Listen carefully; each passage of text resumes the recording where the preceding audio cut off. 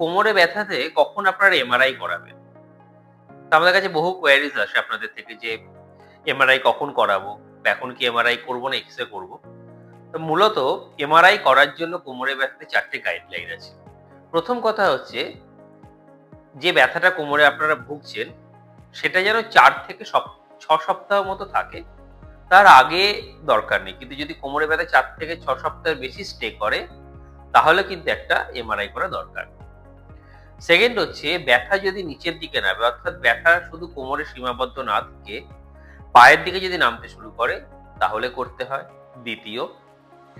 তৃতীয় হচ্ছে যদি প্রোগ্রেসিভ উইকনেস হয়, হাঁটাচলা করতে দুর্বলতা লাগে, পায়ের বুড়ো আঙুলটা উপর থেকে উঠছে না অথবা গোড়ালিটা উপর থেকে উঠছে না, ফুট ড্রপ মতো হচ্ছে তাহলে কিন্তু ইমিডিয়েটলি এমআরআই করতে হয়।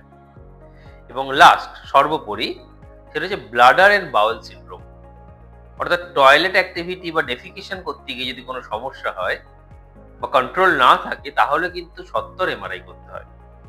তবে মনে রাখবেন শুধু এমআরআই কিন্তু একমাত্র স্পাইনের রোগ ধরার জায়গা নয়। এর সাথে proper clinical evaluation, reflex test, কিছু স্পেশাল টেস্ট সার্বিকভাবে কিন্তু একটা স্পাইনের আমাদের কমপ্লিট অ্যাসেসমেন্ট করতে হয়।